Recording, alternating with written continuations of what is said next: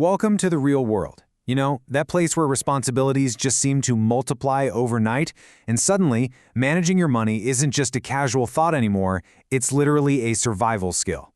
So, let's jump right into this explainer and unpack the absolute foundational concepts of money management. Are you actually ready for the real world? Because as the roadmap in this chapter points out, whether you're heading into higher education or starting a new job, it is not just about making money. It's about managing that money so it actually works for you. So here's our agenda for today.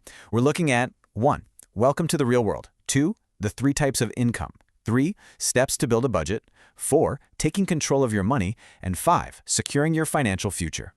All right, kicking things off with Section 1. Welcome to the real world. Understanding financial management. Now, the crucial point here is that financial management is definitely not just about hoarding cash under your mattress. It's really about planning, controlling, and evaluating. Why? To get the absolute maximum satisfaction out of the resources you have available.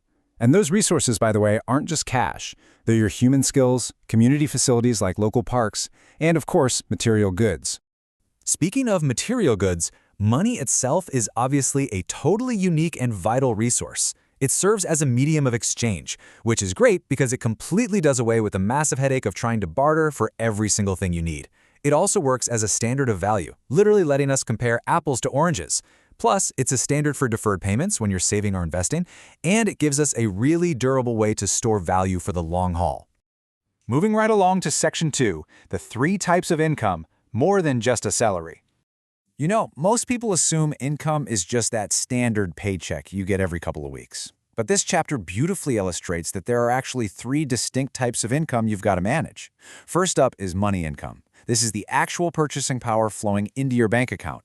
And it's not just wages. It's profits from a business, rent from properties, interest and dividends, pensions, bonuses, and even royalties and commissions. Keep in mind this flow can look vastly different depending on your situation.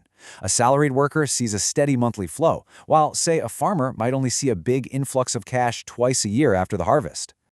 Next, we have real income. And surprisingly, this isn't about cash at all. It's actually defined as the continuous flow of commodities and services available to satisfy your everyday wants and needs over a given period. It's what you actually experience and consume day to day, which, if you think about it, is the true measure of your standard of living. And real income actually breaks down even further into 2 categories. First, direct real income. These are goods and services you get without ever opening your wallet, like maintaining a kitchen garden to grow your own veggies, or just hanging out at a free community park. Then, on the flip side, we have indirect real income. This one requires a means of exchange, so using your money, paired with your personal skills, to do things like picking out the absolute best quality vegetables at the market. Finally, we have psychic income. I like to think of this as your joy ROI, the return on investment for your happiness. It's the satisfaction that results from owning and using goods and services. It is totally intangible, totally subjective, but absolutely crucial. It's the satisfaction you derive from your real income. You can't really measure it in dollars, but it is the ultimate indicator of your quality of life. All right, Section 3, steps to build a budget, the blueprint for success. I know. Budgeting can sometimes feel super restrictive, but it's actually incredibly empowering.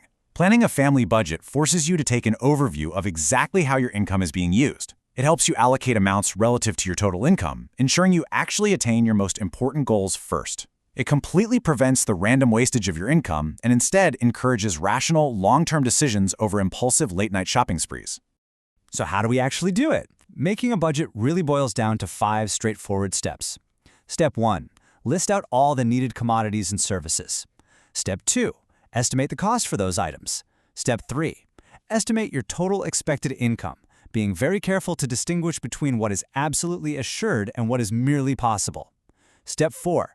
Bring your income and expenditure into balance. And Step 5. Give your plans a reality check to ensure there's a reasonable chance of success. And actually, let's hover on that final check for a second because it's absolutely critical. Your budget is only going to work if the core needs of the family are met, and if it allows for emergencies, like setting up a joint fund. Solvency has to be assured, meaning you can actually pay your bills. Plus, a truly solid plan considers broader national and worldwide economic conditions while never losing sight of those big, long-term goals. Moving into Section 4, taking control of your money, tracking and adjusting. Because let's face it, planning is only half the battle. Now you have to execute.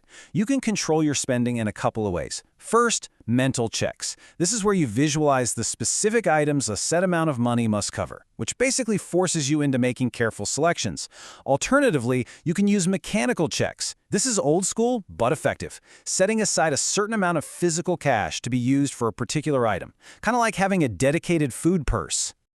To formally track all of this without totally overwhelming yourself, the text offers something called the single sheet method. It's a super simple record-keeping table with columns for category, amount allocated, amount spent, and total amount spent. You list out things like food, housing, clothing, education, and medical. The beauty here is in the simplicity. You could literally tape this single sheet to the inside of a cabinet door, hang a pencil next to it, and just quickly jot things down to monitor your daily progress. Which brings us to our final section, Section 5, Securing Your Financial Future, the Power of Savings. At its core, saving just means keeping aside a part of your money or other resources for use in the future or for further production. But here's the catch, or the dynamic duo of saving, if you will. Your ability to save obviously depends heavily on your income, but your willingness to save, that relies entirely on your mindset. It's all about your readiness to sacrifice a few present luxuries in exchange for real, long-term security. And once you manage to build up those savings, you've got to invest them wisely. The golden principle of sound investment highlighted here is the safety of the principal amount. Simply put, the principal itself has to be completely safe if it is ever going to earn you any interest or dividends. Period. To bring this all together, the text gives us this fantastic quote: saving money is not easy. It takes discipline, planning, cooperation, and hard work. Saving for saving's sake is futile. Savings have meaning only when the purpose is well planned and understood. I mean, that hits the nail on the head, right? Money management only truly brings happiness and security when the purpose is shared and deeply understood. So as we wrap up this explainer, and you step confidently out into the real world equipped with a budget and a plan, I want to leave you with this one question. What is the very first step you will take today to secure your financial independence?